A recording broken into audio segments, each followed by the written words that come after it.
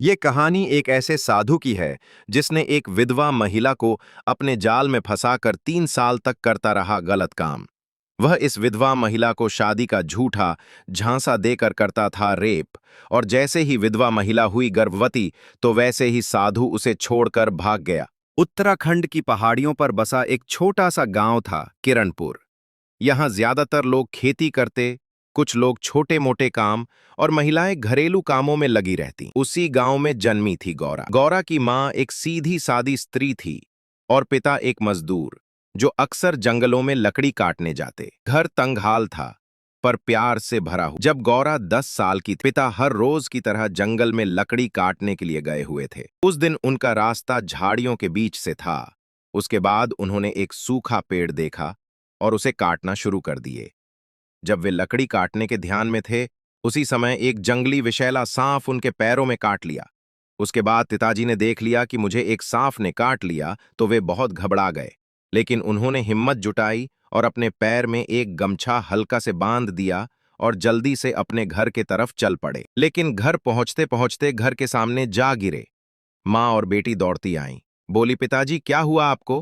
पिता बोले, मुझे सांप ने काट लिया है, अब मुझे बचना मुश्किल है।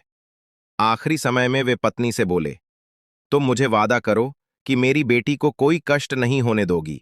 मेरी बेटी को अच्छे से पढ़ा लिख कर इसकी शादी करा देना। माँ आंखों में आंसू लेकर बोली, मैं वादा करती हूं कि हमारी बेटी को कुछ नहीं होगा।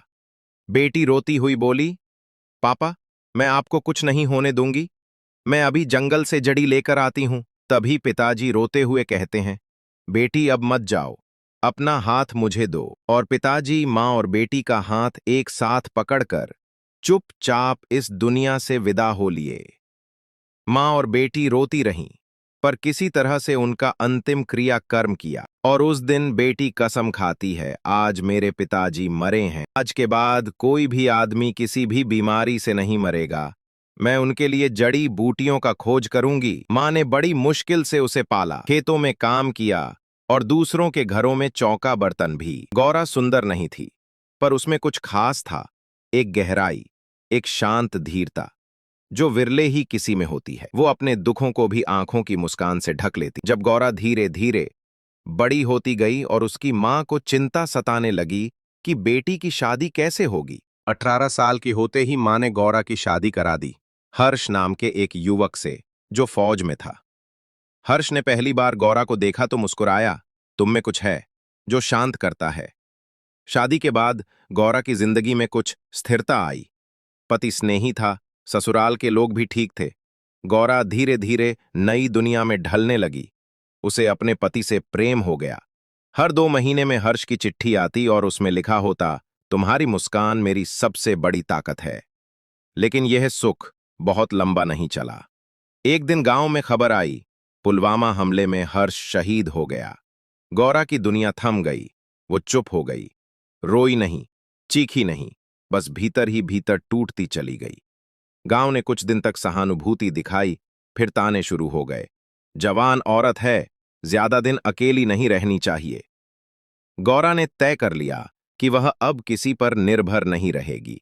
उसने गांव छोड़ दिया और पहाड़ियों के उस पार एक वीरान जंगल में बस गई। वहां एक टूटी झोंपड़ी को अपने हाथों से फिर से खड़ा किया, मिट्टी, बांस और घास की सहायता से। जंगल अब उसका घर था। वह सुबह नदी से पानी लाती, लकड़ियां बटोरती और जड़ी बूटियां खोजती। धीरे धीरे जंगल उसका साथी बन गया। हर पेड़, हर आवाज अब उसकी पहचान बन चुकी थी।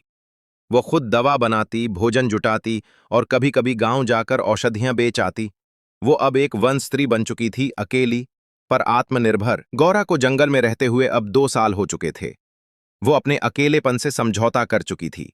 सुबह सुबह सूरज की पहली किरणें उसके झोंपड़ी की छत पर पड़तीं और वो उस उजाले को अपने चेहरे पर महसूस करती, जैसे कोई उसे धीरे से जगा रहा हो। पर एक दिन बारिश की एक काली रात में, जब बिजली कड़क रही थी और झोंके झोंके से उसकी झोंपड़ी कांप रही थी, तभी दरवाजे पर किसी की दस्तक हुई। गौरा ने दरवाजा खोला तो एक भीगा हुआ साधु वहां खड़ा था। लहराती जटाएं, माथे पर भभूत, कांपते होंठ, उसकी आंखों में अनुनय था। यह देख गौरा बहुत डर गई, पर हिम्मत जुटाई और बोली, बाबा, आप कौन हो और क्या चाहिए आपको? साधु धीमे स्वर में बोला, मां, आश्रय चाहिए।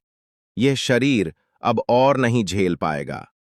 मुझे इस घनी जंगल में आपकी कुटिया के अलावा और कोई जगह नहीं मिला इस बारिश में छिपने के लिए। गौरा सोच में पड़ गई। मैं अकेली औरत, सुनसान जंगल और ये अजनबी साधु। अगर ये मेरे साथ कुछ गलत करने लगा तो मेरे चिल्लाने से इस जंगल में कोई सुनेगा ही नहीं। तभी साधु बोल पड़ा, क्या हुआ माताजी?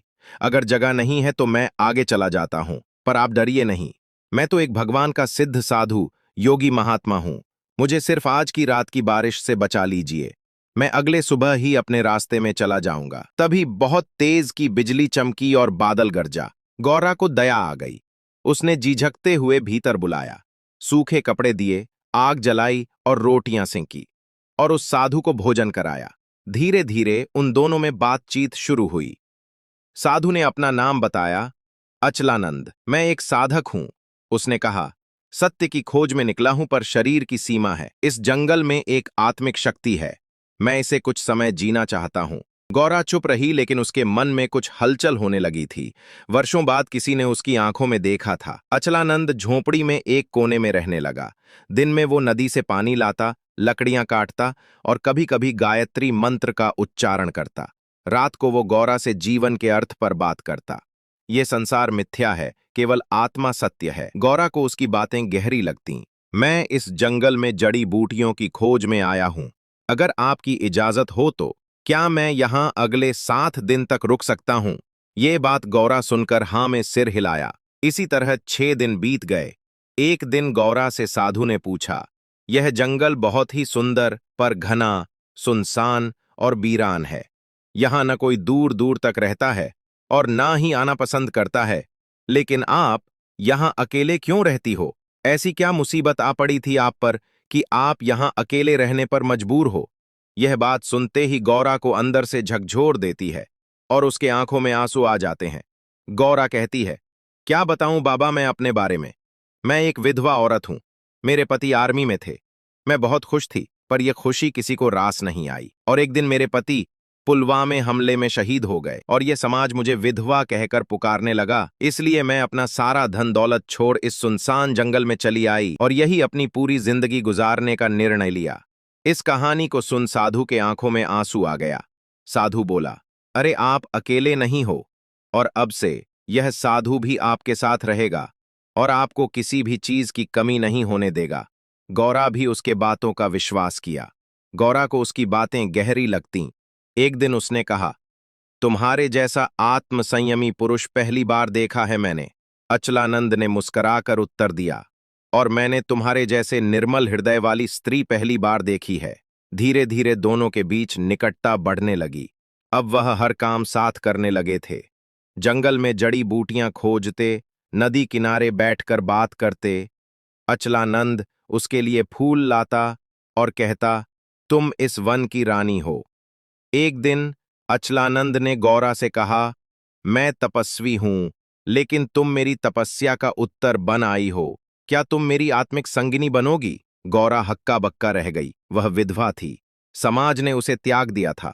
पर इस जंगल में, जहां न कोई देखने वाला था न कोई पूछने वाला, वहां उसे प्रेम का प्रस्ताव मिल रहा था। गौरा सोचने लगी, पर उसे साधु पर बहुत विश्वास हो गया। लेकिन वह कुछ जवाब नहीं दिया और वहां से शर्मा कर चली गई। इसी तरह कई दिन चलता रहा। वह रोज सोचती कि अगर मैं इस साधु से शादी कर लिया तो गांव समाज वाले क्या कहेंगे? अगर मैं इस समाज को देखूंगी तो मेरे बुढ़ापे का सहारा कौन बनेगा? समाज वाले तो किसी के नहीं होते हैं।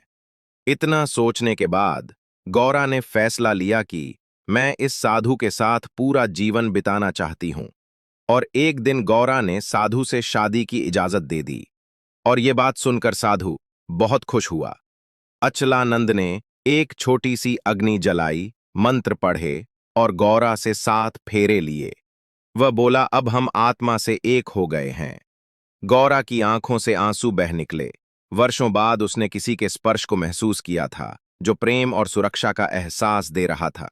वह रात जैसे सपनों की थी, पर उसे क्या पता था कि यह सपना एक ऐसा जाल है जो उसके पूरे जीवन को उलझा देगा। अचलानंद के साथ बिताए उन महीनों ने गौरा को एक बार फिर जीवन का स्वाद चखा दिया था। उसने सपने देखना शुरू किया था, एक छोटा घर जहां वो और उसका साधु एक साथ जीवन जीते, जड़ी बूटियों से दवा बनाते, गरीबों की सेवा करते। पर यह सपना जल्द ही कड़वे यथार्थ में बदलने वाला था। एक दिन सुबह उठते समय गौरा को जी मिचलाने लगा। पहले उसने सोचा मौसम का असर है, पर दिन ब दिन उसकी थकावट बढ़ने लगी, भोजन से अरुचि होने लगी। फिर एक दिन जब वो नदी किनारे पानी भर रही थी, तो अचानक चक्कर खाकर गिर पड़ी। अचलानंद उसे उठाकर झोंपड़ी में लाया। वो घबराया नहीं, उल्टा चुप रहा। गौरा ने अगले दिन खुद जंगल के दूसरे छोर पर रहने वाली बूढ़ी वैद्या से मिलकर पुष्टि करवाई। वो गर्भवती थी। जब ये बात गौरा को पता चली तो उसकी खुशी का कोई ठिकाना ही नहीं रहा। वो रास्ते भर सोचती रही कि मैं जब ये बात अपनी पति को बताऊंगी तो वो कितने खुश होंगे। वो इतनी खुश थी कि उसकी कदम ही नहीं रुक रहे थे। वो जल्दी ही अपने कुटिया में पहुंच गई। जब उसने ये खबर अचलानंद को सुनाई तो उसके चेहरे की मुस्कान गायब हो गई। वो कुछ पल चुप रहा, फिर बोला, ये कैसे हो सकता है? मैंने तो तुम्हें आत्मा की संगनी माना था, शरीर की नहीं। गौरा को लगा जैसे किसी ने उसके भीतर जिंदा जलते दीपक को बुझा दिया हो। क्या तुमने मुझसे विवाह नहीं किया था? अग्नि को साक्षी नहीं बनाया था? अचलानंद ने नजरें चुरा ली। वो एक साधना थी, एक प्रतीकात्मक कर्मकांड। मैंने कभी तुम्हें पत्नी नहीं माना। गौरा को समझते देर न लगी। ये सब एक छल था, एक धोखा, एक सुनियोजित जाल। अगले ही दिन अचलानंद झोंपड़ी छोड़कर चला गया। जाते जाते सिर्फ इतना कहा, तुमने जो किया उसकी जिम्मेदारी मेरी नहीं है, तुम खुद जानो और तुम्हारा जीवन। गौरा की आंखों में आंसू नहीं थे, बस एक अजीब सी ठंडक थी, जैसे उसका शरीर अब आंसू बहाने के काबिल भी नहीं बचा था। उसने तय किया, अब वो अकेली इस बच्चे को जन्म देगी। वो समाज से नहीं, खुद से जवाबदेह होगी। गर्भ के 9 महीने उसके जीवन के सबसे कठिन दिन थे। कभी बुखार, कभी कमजोरी, कभी भूख, पर उसके पास न कोई सेवा करने वाला था, न सहारा। वो खुद अपने लिए औषधियां बनाती, जड़ी बूटियों से चूर्ण तैयार करती और जंगल के पेड़ों से फल फूल चुनकर अपना पेट भरती।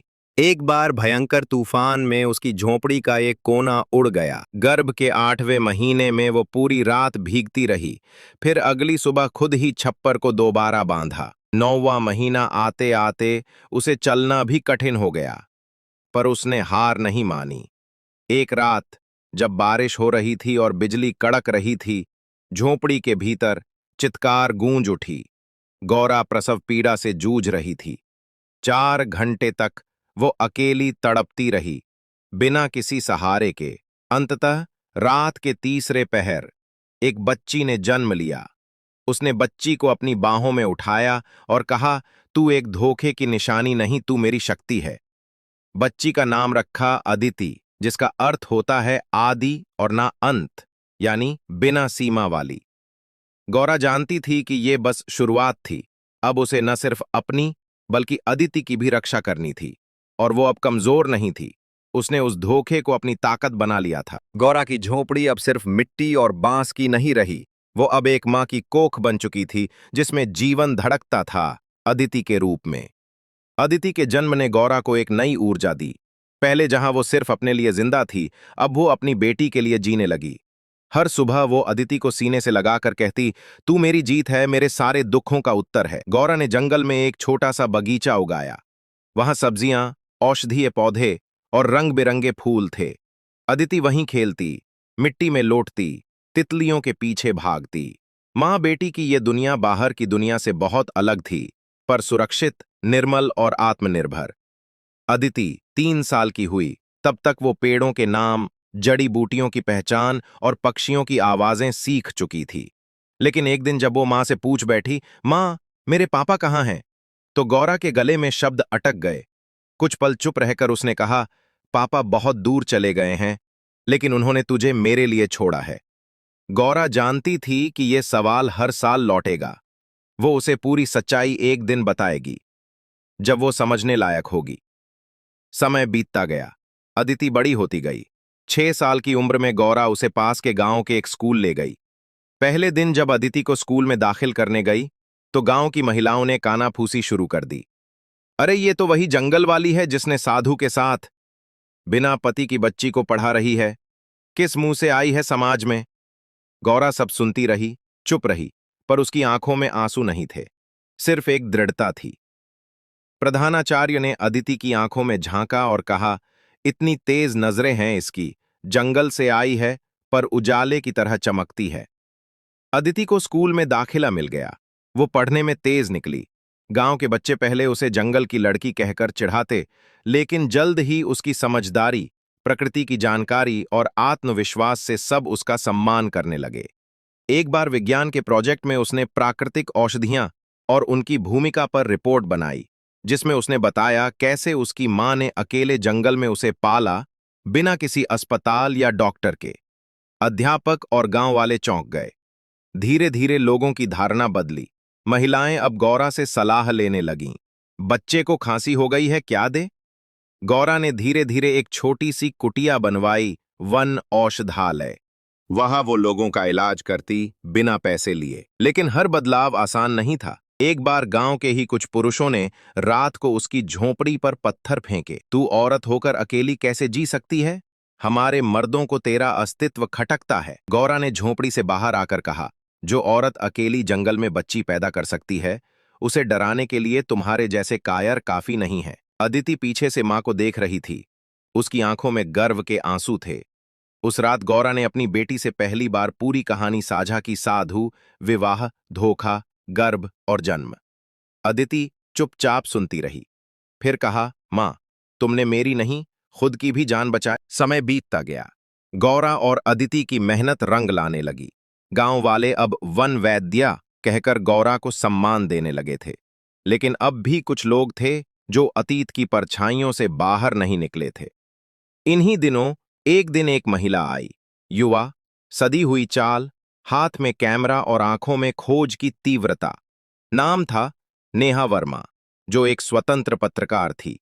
वो उत्तराखंड के दूर दराज इलाकों में रह रही महिलाओं के जीवन पर स्टोरी कर रही थी। उसने गौरा और अदिति के बारे में सुना और खुद जंगल की उस पगडंडी से होते हुए झोपड़ी तक पहुंची। नेहा ने पहले दिन सिर्फ बातचीत की, गौरा की दिनचर्या, उसके उपचार के तरीके और गांव के बदलते व्यवहार को लेकर, पर धीरे धीरे उसने गौर किया कि गौरा के चेहरे पर कुछ ऐसा दर्द है जो वो बताना नहीं चाहती। तीसरे दिन नेहा ने पूछा, आप अकेली मां कैसे बनी? गौरा कुछ देर तक चुप रही, फिर कहा, लिखोगी क्या? लिखूंगी, लेकिन तुम्हारे शब्दों में, बिना किसी तोड़ मरोड़ के। गौरा ने सब कुछ बता दिया। अचलानंद, उसकी बातों का जाल, नकली विवाह, गर्भवती होने पर उसका इनकार और अंततः अकेले बेटी को जन्म देना। नेहा सुनती रही, फिर बोली, तुमने न सिर्फ मां होने का अर्थ बदल दिया है, बल्कि उस ढोंगी साधु के नकाब को भी हटा दिया है। उसने एक रिपोर्ट लिखी। शीर्षक था, वन की देवी और उसका छलिया साधु। ये लेख सोशल मीडिया पर वायरल हो गया। राष्ट्रीय समाचार चैनलों और महिला आयोग ने संज्ञान लिया। जांच में पता चला कि अचलानंद एक ढोंगी साधु था। पहले भी वह 2 और जगहों पर इसी तरह महिलाओं को फंसा चुका था। पुलिस ने उसे वाराणसी से गिरफ्तार किया। गौरा को देहरादून बुलाया गया, गवाही देने के लिए। वो पहली बार जंगल से इतनी दूर गई। अदिति उसके साथ थी। कोर्ट में जब वो गवाही देने खड़ी हुई तो वकील ने पूछा, क्या आपको कोई सबूत है कि आपने उससे विवाह किया था? गौरा ने शांत भाव से कहा, अग्नि को साक्षी बनाकर किए गए फेरे सबूत नहीं तो क्या हैं? उसके बाद उस पुरुष ने मेरे साथ जो किया, वो सिर्फ मेरी देह का अपमान नहीं था, वो विश्वास की हत्या थी। अदालत में सन्नाटा छा गया। जज ने कहा, आज ये न्यायालय मानता है कि महिला का संबल कानून से नहीं, उसके आत्मबल से भी मजबूत होता है। अचलानंद को 12 साल की सजा हुई, महिला शोषण, छल और धोखाधड़ी के आरोपों में। कोर्ट से बाहर निकलते ही पत्रकारों ने घेर लिया। किसी ने पूछा, आप क्या महसूस कर रही हैं? गौरा ने मुस्कुराकर कहा, आज मेरी